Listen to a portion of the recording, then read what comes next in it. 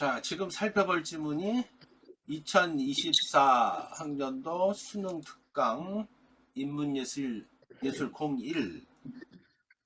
나는 왜 윤리적으로 행해야 하는가?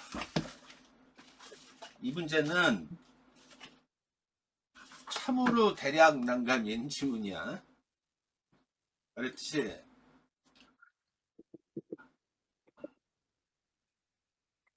현대 윤리학의 그 중에서 메타 윤리에 관한 부분이야. 메타 윤리와 규범 윤리에 대한 구분에 관한 부분인데, 이거는 지문이 굉장히 난해하다 그랬지. 일단 현대 윤리학, 현대 인식론, 과학 철학, 현대 논리학, 언어 철학 뭐 이런 부분으로 들어가면은 굉장히 어려워져. 응? 굉장히 어려워져. 우리 언어적으로 이제 막 파고든단 말이야. 그걸 언어론적 전환이라 그래. 비트겐슈타인부터 분석 철학자들로부터 유래됐는데, 그때부터는 굉장히 수학이 돼버려.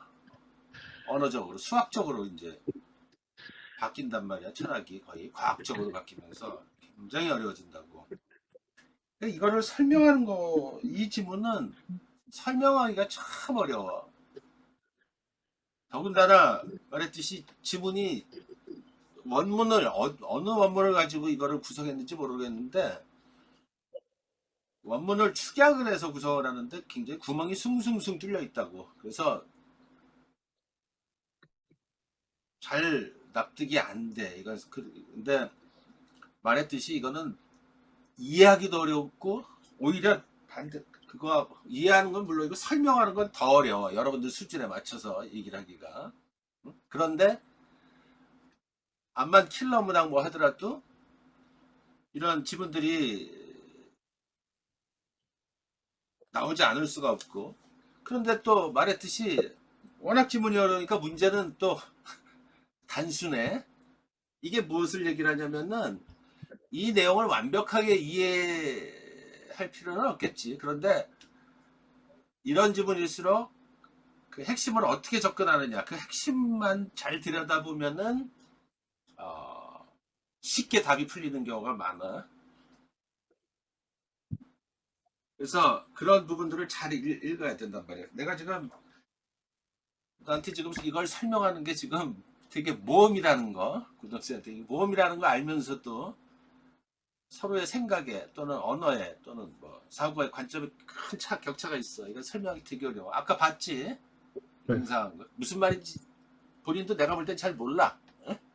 그러면서 하는 거야. 물론 선생님도 이게 무슨 말인지 아는데 너무나 이게 구멍이 숭숭 뚫려 있어가지고 이걸 논리적으로 설명하는 건 더 어렵고, 또 그 어려운 개념을 설명하기는 어려워. 이런 지문일수록 그 기본적인 걸 탄탄하게 잘 읽어야 돼. 그래서 이 메타 윤리학, 그 뿌리가 뭐냐 그러면 현대 분석 철학이야. 그 분석 철학이 뭐냐부터 짧게 보면서 우리가 이걸 한번 이해를 해보자고. 알겠지? 응? 네. 선생님이 쓴 책 1등급 배경 지식 61쪽에 너무나 간단하게 설명했지만 여기서부터 파생되는 게 굉장히 많아. 한 예로 나중에 철학사들도 다 설명을 해줘야 될 것 같은데,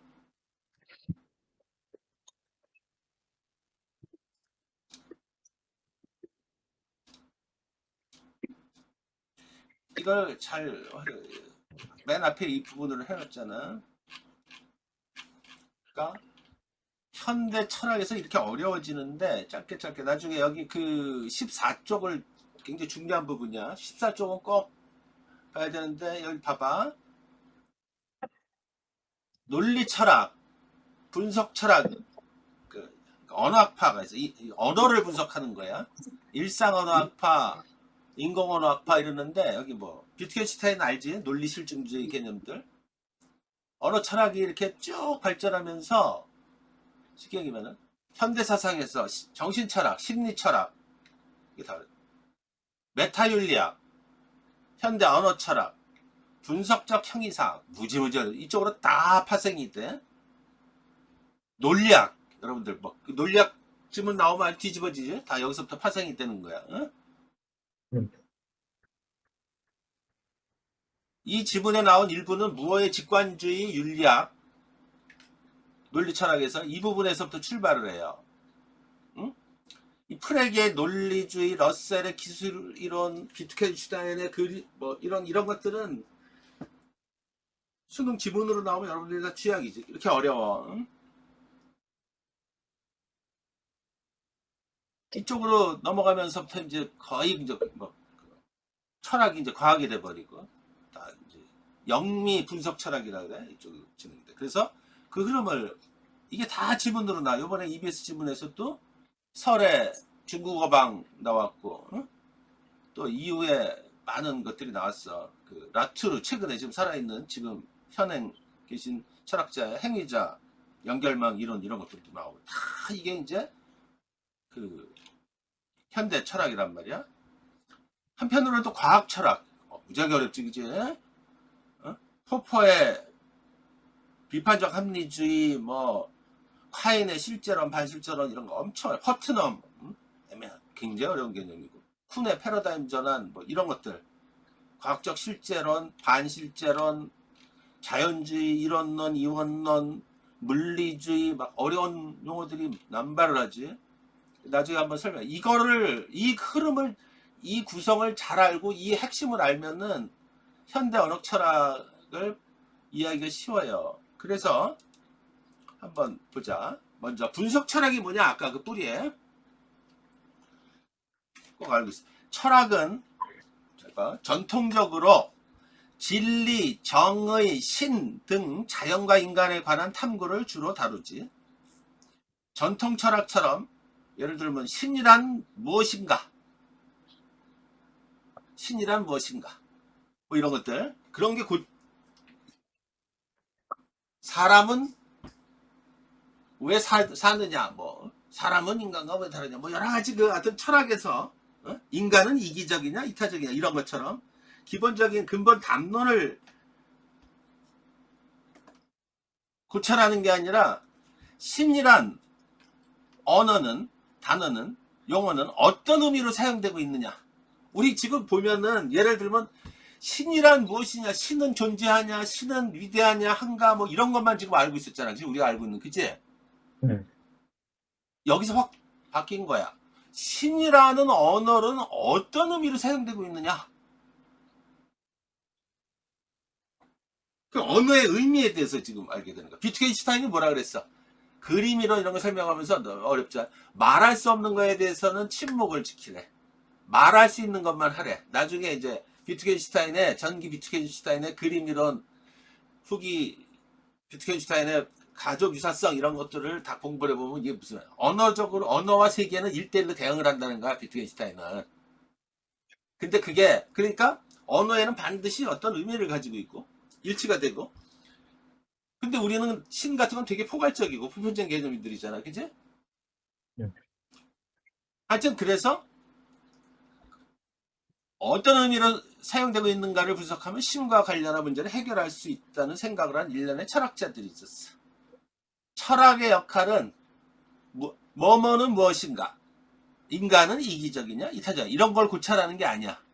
인간이 이기적이냐 이타적이냐 인간 본성은 어떤 이게 아니라 그 인간이란 단어는 언어는 무슨 의미인가 그것부터 근본부로부터 따져가는 거야. 그치? 우리는 지금까지 인간은 이기적이냐 이타적이냐는 건 뭐냐면 인간이 존재하고 인간은 본성을 가지고 있다는 어떤 그걸 전제하고 있잖아. 근데 이거는 뭐야? 인간에 대한 물음부터 다시 따지고 들어가지. 그치? 인간이 뭐냐? 이런 철학사조를 분석 철학이래. 분석해 들어갔단 말이야. 그치? 언어적으로. 무어, 프레게, 러셀 당연히 논리학자이고 언어학자고 이런 사람들이야. 20세기 영국과 미국을 중심으로 사상을 펼친 분석 철학자들은 언어 분석을 통해 진리를 탐구할 수 있다고 생각했대. 이걸 언어적 전환이라고 그랬잖아요. 응? 인류사에서 획기적인 전환이야. 대표적인 분석 철학자인 비트겐슈타인은 철학은 언어를 분석하는 것이라고 주장했다. 그 이전의 철학은 인식한 내용을 언어로 표현하는 형태를 취했다. 그치? 우리가 인식한 거 언어적으로. 그러나 언어에 따라 내용이 달라지기 때문에 혼란이 생겨났다. 이에 분석 철학자들은 독단적이고 주관적인 철학을 철저 객관적으로 과학적으로 언어 문제로 전환하려 들었는데 이것을 언어학적 전환이라 그래. 굉장히 어려운 인류사에서 획기적인 어떤 사고의 전환이 있었던 거야. 그래서 분석 철학은 대충만 알고 있어. 기호윤리학의 연구로부터 시작하여 이후 미국을 중심으로 한 과학 철학과 영국을 중심으로 한 일상 언어학파를 중심으로 발전했다. 분석 철학에 따르면 일상적인 언어는 은유적인 표현이 많아 과학적으로 분석하기 어렵다. 이걸 자연주의 오류라 그래. 이따 볼 거야. 분석 철학을 추정하는 과학 철학자들은 모순되지 않는 기호와 같은 확실한 언어, 이걸 인위적 언어, 그래서 인공언어학파라 그래. 만들어 사용해야 한다는 입장을 취하면서 철학을 과학적으로 파악하려 들었다. 그러니까 윤리까지도 과학적으로 파악하려는 거다. 아까 봤듯이 인간은 왜 윤리적으로 행해야 되냐. 그 윤리가 뭐냐 이거야. 그지? 그것부터 따지고 들어간 거란 말이야. 우리는 윤리라 그러면 당연하다고 마땅하다고 생각을 하고 그런 거잖아. 그치? 윤리적이라는 거는 누구든지 따라야 하는 행위. 그걸 왜 우리가 따라야 하지? 이거부터 막 파고 들어간 거야. 언어적으로. 그 얘기를 아까 그 지문에 나오는데 그렇게 어려운 거야. 아무튼 배경을 보면 돼. 그들은 인위적인 언어를 만들어 분석해봐야 의미가 없다면서 일상 언어로부터 철학의 문제를 고찰해야 한다고 주장했다. 오늘날 현대 영미 철학은 분석 철학이 주류를 이루며 분석 철학은 미국과 유럽 등 전 세계에서 가장 영향력이 큰 철학 분야이다. 어렵지, 그지? 여기 봐봐. 논리 실증주의자들, 비트겐슈타인 같은 사람 참 봐봐. 전통 철학의 주된 관심사가 뭐야? 예를 들면 인식론에 진리란 무엇인가? 근데 이런 관념은 이상 실증할 수 없는 비과학적인 이론이자 쓸모없는 지식이라는 거야. 비트겐슈타인이 잘못된 언어 사용법에 지나지 않다. 이런 식으로 치부를 해버렸단 말이야. 그래서 참 어려워. 이를테면은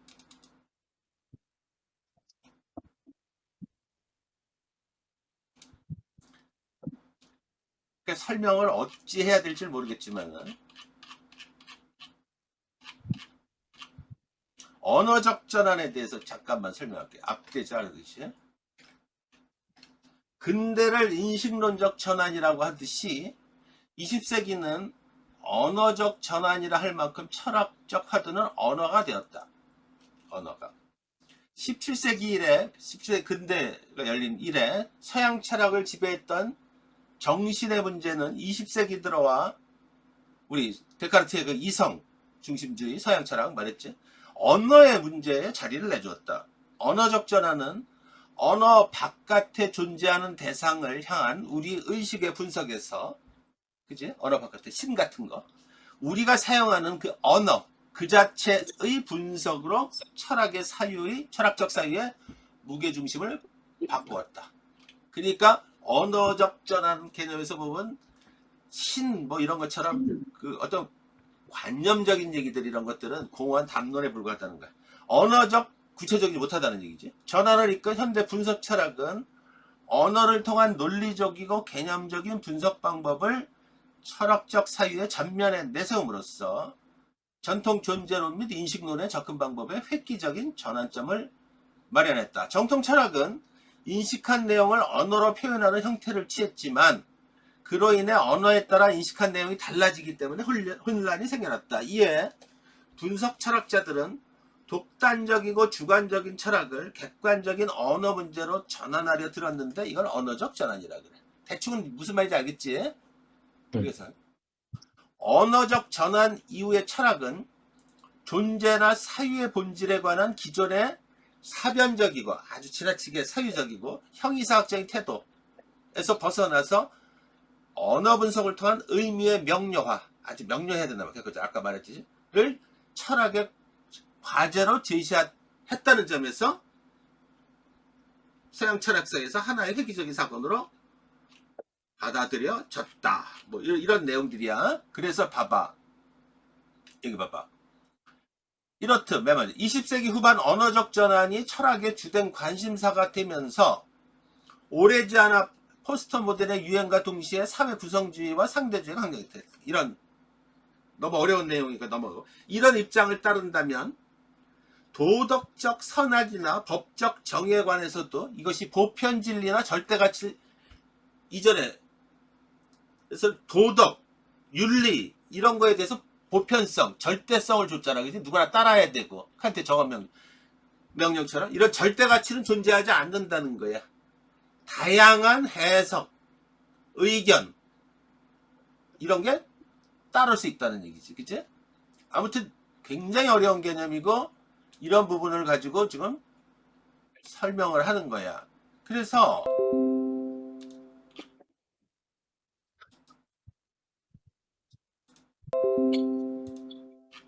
좀 더 나간 김에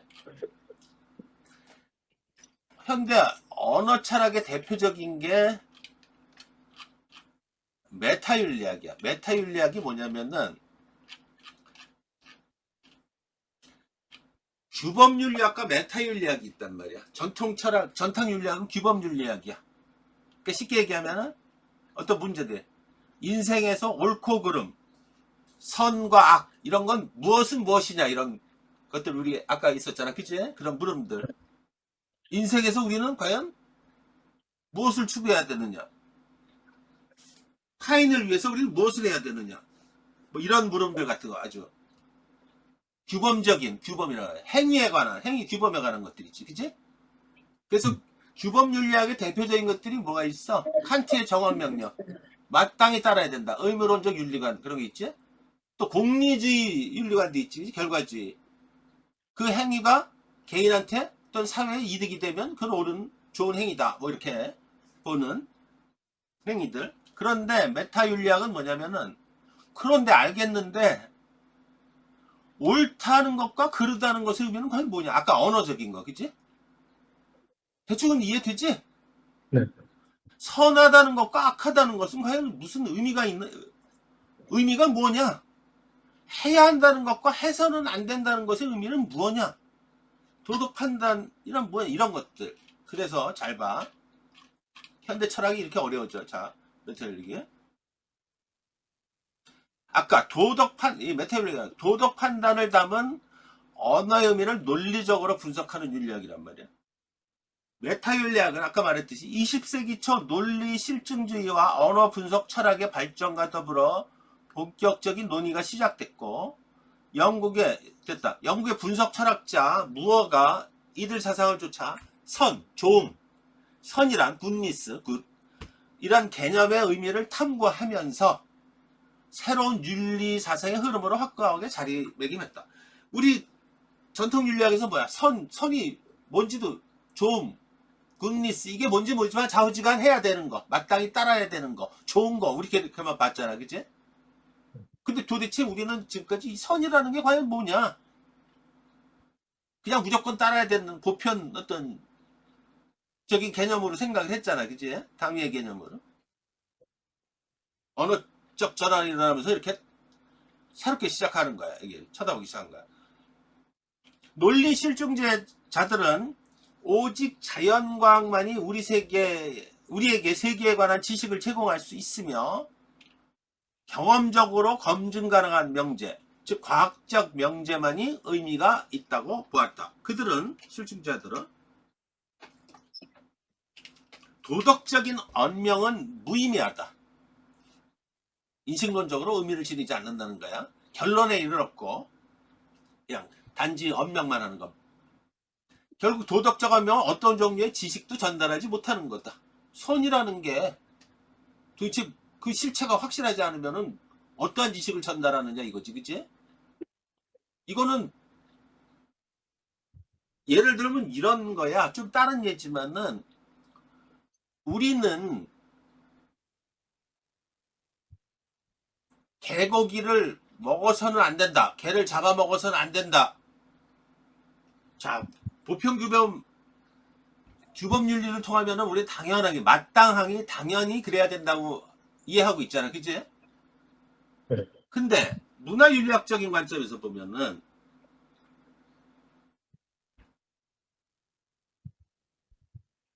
특히 농경문화 같은 데 있잖아. 우리나라 같이 농경문화 우리나라 같이 가축은 농업에 기반이 됐잖아. 그러니까 보호해야 되잖아.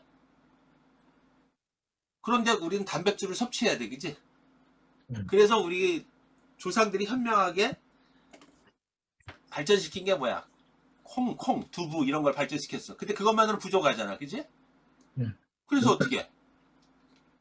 옛날에 들깨 많았단 말이야. 그럼 개를 잡아먹고 그랬단 말이야. 그래서 보신탕이 발달한 거란 말이야. 근데 프랑스의 그 유명한 그 배우 브리지트 바르도란 그 여배우는 우리나라 이렇게 잡아먹는 거를 뭐 야만의 종락이다, 미개하다 뭐 이러고 얘기를 하고 있잖아, 그지? 어? 그건 우리나라 문화를 모르는 거란 말이야.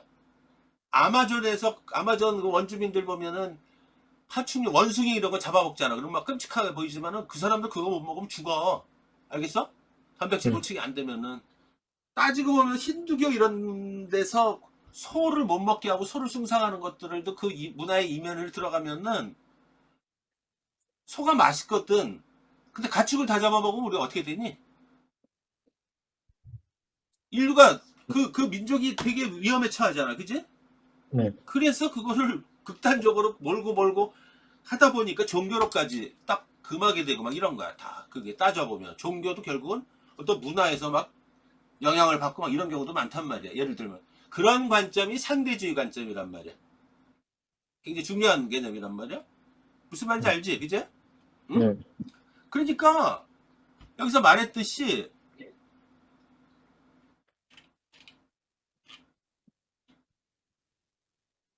어딜 얘기하다 그랬지 지금? 응? 그런 아까 말했죠. 그 상대주의 관점에서 보면은 그 우리가 지금 봤을 때의 선하다, 뭐 개고기를 먹어서 이런 것들이 절대적인 어떤 보편규범이라는 건 보편적이다. 그런 건 절대적이다. 누구나 따라야 된다. 이런 개념인데 그렇게 될 수가 없는 거지, 그지? 다른 입장에서 봤을 때는. 그러니까 같은 선이라는 개념도 선을 갖다가 그 선이라는 개념이 도덕적으로 북한에서 윤리적인 개를 잡아먹는 게 옳은 일이냐, 그 선한 일 이런 걸 따졌을 때 보면은 우리나라나 서양이나 여기서는 생각이 언어가 다를 수가 있는 거지. 언어의 의미가, 그치? 이거 이해됐지? 네. 네. 근데 그걸 대놓고선 한 틀에 갖다 집어넣고선 개고기는 무조건 개는 잡아먹어서는 안 된다. 비윤리적이다. 이렇게 말할 수는 없는 거란 말이야. 알겠지, 그지? 어? 물론 안 잡아먹는 게 좋겠지. 칸트 같은 사람은 또 일찍이 내려가면 플라톤이나 이런 철학자들은 동물을 학대하고 동물을 잡아먹으면 안 된대. 왜? 그 이유를 재밌게 들어가는 거야. 그러면 인간성이 더 나빠지기 때문에. 후드발트 있잖아, 그지? 아무튼. 그래서 언명은 어떤 종류의 지식도 전달하지 못하는데 이런 측면에서 좀 어려운 것들이니까 논리 실증자들은 이른바 비인지주의라고 불리는 도덕이론을 전개했다. 이 도덕은 우리가 인식할 수 있는 뭐 그런 쪽의 성질이 아니라는 거야. 일단 나중에 보고. 이것은 도덕적 지식과 같은 명제는 우리가 직접적으로 인지되는 게 아니라는 거야. 그치? 말됐잖아. 아까 말했듯이 어떤 문화에 영향을 받을 수도 있고. 논리 실증주의자들은 도덕 판단은 감정이나 태도를 표현하거나 아니면 다른 사람에게 어떻게 행위를 할 것인가를 규정하는 명령의 표현으로 강조했대. 이거를 규정주의라 그래. 어떠한 감정 표현으로서 명령, 아주 다양한 어떤 해석들이 나와. 감정의 표현이나 명령을 어떠한 진리치도 지다져. 그냥 내가 하고 싶으니까 동하니까 하고 이런 것들 있잖아, 그지? 또는 눈치 보여서 하고 그럴 수도 있잖아, 그지? 그러니까 그걸 가지고 참이냐 옳으냐를 얘기할 수 있는 건 아니잖아. 내가 동함은 하고, 그지? 네. 그래서 세계 안에 사실을 기술하는 참된 기술이 될 수 없다. 대충은 이해될까? 무슨 말인지, 그지? 네. 이 얘기는 전체를 싸잡으면 무슨 얘기야? 규범윤리학에서 말하는 것처럼 절대치, 절대 진리, 옳은 거니까 무조건 해야 된다. 이런 건 없는 거란 말이지. 그지? 명령, 네. 갑자기 내부에서 명령이, 야, 너 그거 해, 마. 아, 어쩐지 하고 싶다. 이런 것들을 보면은 그렇게 해서 할 수도 있는 거지. 그게 어떤 진리가 있느냐 이거지. 그치? 대표적인 게 이런 거랑 다르지만은, 그, 애담 스미스라고 알지, 그지? 경제학의 시죠. 애담 스미스가 이 도덕감정론에서 재밌는 얘기를 했어요. 어떤 얘기를 했냐면은, 인간은 동감의식, 공감의식, 심퍼시, 공감의식이 인간을 발전시킨다는 거야.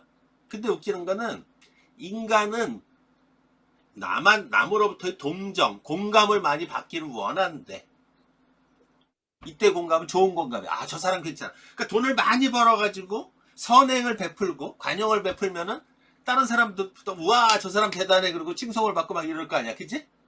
네. 공감을 받는다는 거야. 그러니까 더 선행을 하고, 우리 TV 같은 데 봐도 그렇게 해서 잘 못 사는 사람인데도 그렇게 선행하는 사람 되게 많지. 그치? 기부왕 이런 사람들. 그런 건 어떻게 돼? 여기 이런 논리로 따지면은 그분이 무슨 규범적인 반드시 옳으니까 행해야 된다 이런 어떤 내부적인 어떤 정원 명령에 따라서 일어난 게 아니지, 그치? 네. 내부적이든 뭐든 반드시 해야 된다. 그게 아니라 뭐야? 나의 감정, 내가 그러고 싶어. 그럼 좋아. 이런 거. 내부의 어떤 명령인데 이건 정원 명령이 아니라 나의 감정 뭐 이런 거. 정원 명령이라고 하면 누구나 따라야 되는 어떤 그걸 불문율이라 그러지. 그런 게 아니라 그냥 내가 하고 싶어서 막 그런 사람들 있잖아. 그치? 그럴 수도 있다는 얘기 있지. 이렇게 막 세부적으로 파고 들어가.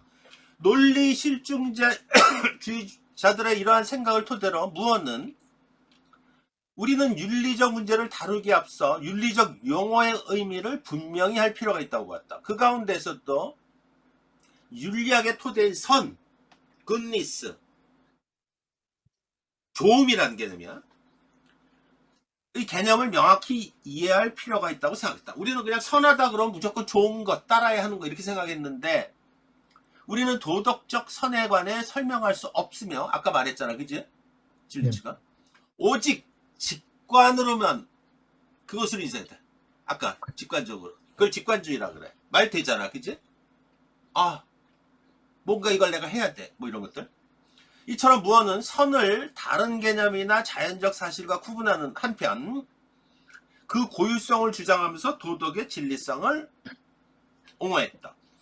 이러한 무어의 지적에 따라 기존의 도덕 지식은 경험적인 것으로서 자연현상과 관계하거나 내가 이전에 해봤더니 좋게 평가를 받아서 아까 저 애담 스미스처럼 또 좋은 행위를 하고 그런 것들 또는 도덕 지식은 선험적인 것으로서 자연현상과 무관하게 자기 선험적으로 이게 타고났는데 어떤 직관적으로 어떤 선한 행위를 하는 사람들도 있을 거 아니야. 우리 보면 주변에 보면 친구들 되게 착하고 막 이런 애들 있잖아. 그지? 그럴 수 있는 능력을 통해 파악되는 것으로 인식되었다. 이 앞에 것들을 자연주의라 그러고 후자를 비자연주의라 그러는 거야. 직관주의. 아무튼 이런 것들에 의해서 세세한 게 아니라 큰 뭐를 지금 뭐 얘기하는지 잘 보란 말이야.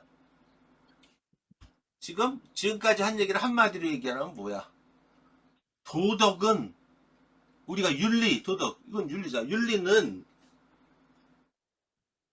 마땅히 행해야 되고 우리가 생각하는 어떤 보편적인 가치 규범이고 우리 그렇게 당연히 행위 규범이고 당연히 그렇게 생각을 했잖아. 그지?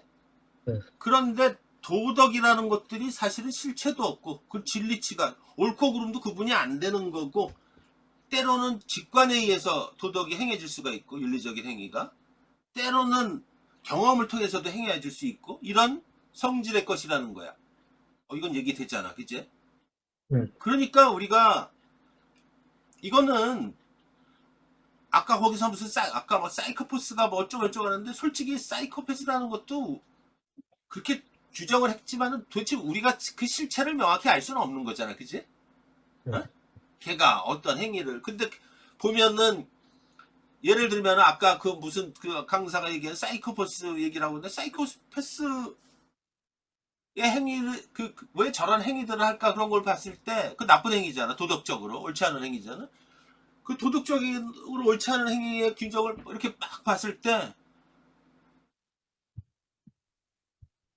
그 사람이 반사회적이고 그 인격을 가지고 있고 어쩌고 저쩌고 도덕적으로 이런 쪽으로도 생각을 할 수 있지만 다른 한편으로 보면은 그래서 나쁘다 저놈은 나쁜 놈이다 뭐 이럴 수 있지만은 한번 생각을 해봐.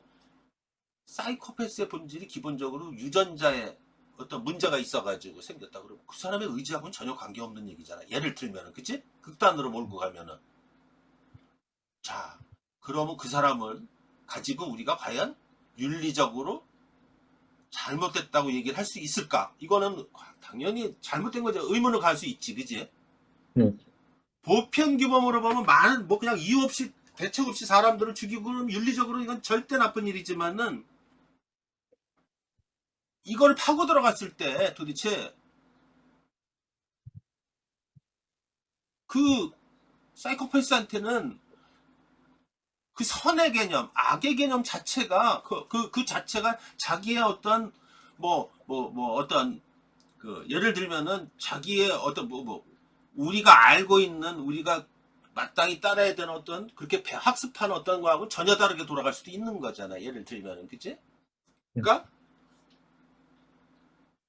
만약에 뭐 다른 얘기지만은 이 분석 철학자들이나 이런 사람들은 한편으로는 그래서 좀 다른 얘기지만은 그 뭐야 저 확대를 하면은 그 인공지능의 철학 있잖아.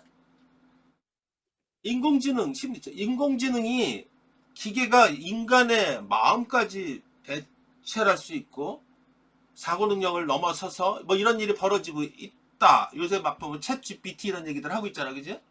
네. 그런데 문제는 뭐냐면 그러면 우리 세상이 막 열리고 그러면 인간이 그 기계가 인간을 위협하고 초월하고 그래서 인간을 이롭게 할 것이냐 또는 해가 될 거냐 이런데 이롭게 하는 방향으로 많이 가고 있지만 해가 되는 방향으로도 많이 보고 있잖아. 실제로 벌어지고 있잖아. 챗 GPT가 우리를 속여 막 그치? 어? 불화를 네. 치고 거짓말을 치면서 이게 확장이 되면 어떻게 돼? 예를 들면은 극단적으로 만약에 핵무기도 이거 단추를 누르는 일이 이걸 우리 속여서 자의적으로 누르지 않는다는 보장도 없잖아. 그럼 인류 멸망이 된다는 거. 이건 막 영화로도 막 나오고 막 이런 거잖아. 그치? 네. 어? 근데 그거를 보면은 되게 재밌는 극단적으로 얘기를 하면은 그러면 과연 우리는 내가 좀 너무 많이 나간 거지만은 인공지능한테 과연 그 보편적인 정언명령 이런 보편 규범에 대해서 우리가 거기에 대해서 그걸 적용해서 우리가 시시비비를 가리고 문제를 제기해야 될 수 있느냐? 여기도 굉장히 문제가 되는 거야. 걔는 단지 프로그래밍 돼가지고 지가 거기에 따라서 행동을 할 수도 있는 거고 예를 들면 그지? 네. 결국은 따지고 들어가면 그 프로그래밍을 누가 했냐 이거야. 인간이 했고 그 언어를 다 언어잖아. 프로그래밍도 기호잖아. 그거를 누가 했냐 이거야. 그지? 이렇게 따지기 시작하면 한두 끝도 없는 거야. 그래서 현대 철학으로 들어가면 이런 것들이 도대체 우리가 왜 논해요? 막 이러잖아. 그지? 네. 왜 논해요? 그러면 우리는 잘 이해 못하겠지만은 실제로 첨단의 선에서는 굉장히 심각한 일들이야. 이런 것들. 이게 규정이 안 되면은 어떻게 프로그래밍을 하고 뭐 발전될 수 있느냐 이 문제지. 그지? 조금은 이해되지. 네. 그지? 응? 우리는 그게 과연 극단적으로 얘기해서 이 문제를 좀 더 끌고 나가면은 뭐냐면 기존의 그 규범 윤리학대로 보면 나쁜 짓을 하지 말아야 돼. 그리고 기계한테 명령을 내렸단 말이야. 네. 왜? 그러면 그게 정원 명령이니까 누구나 해야 되니까 그런데 기계가 나쁜 짓이 어디까지가 나쁜 짓이고 어디까지가 좋은 짓이에요. 이거에 대한 규정이 안 돼 있으면 어떻게 될까? 이거 이해되지, 그지? 네. 언어 철학은 그걸 지금 얘기를 하는 거야. 이 문제는 굉장히 심각한 문제야. 자율주행차 있지, 그지? 네. 이미 개발이 다 끝난 상태야. 자율주행차가. 그런데 시행을 못하는 데는 난관에 겪게 될 것 같아. 왜 그럴까? 가장 큰 이유는 사람을 차를 탔어. 가만히 가. 이것도 트롤리 딜레마라고 똑같은 상황이 벌어져. 가고 있는데 가다가 이렇게 터널이 나와. 터널 앞에 사람이 있어. 기계가 핸들을 틀면은 그냥 틀면은 기계가 작살이 나, 그지? 그대로 가면은 사람이 치이고 막 이런 딜레마에 막 빠지게 돼. 예를 들면은. 근데 기계가 자기를 위할 수도 있는 거잖아, 그지? 이거 이해되니? 네. 그러니까 여러분들이 실제로 보면 이런 것들이 별거 아닌 것 같은데 실제 하나를 들어가 보면은 지금 벌어지는 거에 다 맞닿아 있는 일이야. 이해되지? 우리는 선하다, 옳다, 규범적으로 따라야 한다는 걸 뭉뚱그려서 우린 그렇게 무조건 나쁜 사람은, 그러니까 공격에 빠진 사람은 구해줘야 돼. 뭐 이런 것들을 막 했단 말이야, 그치? 그거 가지고 많이 논의가 있지만은 무조건 따라야 돼. 정원 명령이야. 아니면 나한테 이득이 되는 걸 무조건 해야 돼. 공리주의처럼. 그게 최우선이야. 뭐 이런 거 얘기했는데 이게 그거로만으로 결정이 될 상황은 아니잖아, 그치? 그러니까 아까 얘기했듯이 이거 인공지능 시대에 이거 어떻게 해야 되느냐 이거야. 하나를 그걸 다 따져보는 거란 말이야. 그러니까 분석 철학에서 출발했다는 거 이해되지. 그리고 굉장히 과학적이고 객관적. 많은 논의, 이런 논의와 철학적인 논의와 과학적인 사고 이런 것들이 접목돼 가지고 자꾸 지금 발전을 하는 거란 말이야 지금.